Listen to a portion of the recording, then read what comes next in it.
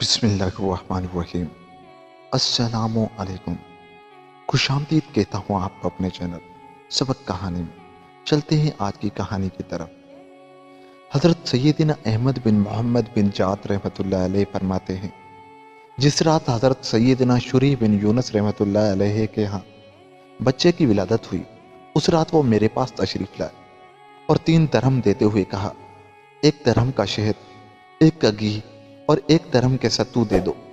मेरे पास उस वक्त तमाम अशिया खत्म हो चुकी थी और मैं तमाम बर्तन खाली कर चुका था ताकि सुबह सवेरे बाजार से अशिया लाकर इनमें रखूं। मैंने अर्ज की, हुजूर, इस वक्त तमाम सामान खत्म हो चुका है और दुकान के सारे बर्तन खाली हैं। मैं सुबह सवेरे सामान खरीदने जाऊंगा। इस वक्त आपकी मतलूबा अशिया मेरे पास मौजूद नहीं। फरमाया, जाओ देखो तो सही, शायद बर्तनों में कोई चीज मिल जाए।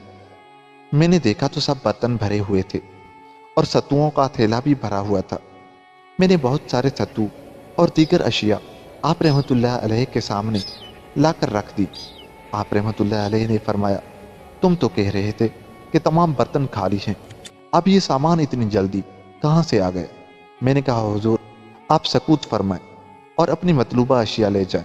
फरमाया, सच सच बताओ मामला क्या है, वरना मैं ये चीज़ें हरगिज़ नहीं लूँगा। मैंने अर्ज़ की, आप रहमतुल्लाह अलैह के इस फरमान के बाद कि जाओ देखो तो सही, शायद बर्तनों में कुछ मिल जाए। जब मैंने बर्तन देखे तो सब के सब भरे हुए थे और ये सब कुछ आप ही की बरकत से हुआ। फरमाया, खबरदार, जब तक मैं जिंदा रहूं ये वाकया किसी को न बताना। दोस्तों, ये है अल्लाह वालों की शान कि वो खुद को छुपाते हैं, ना कि अपनी शोहरत करते हैं।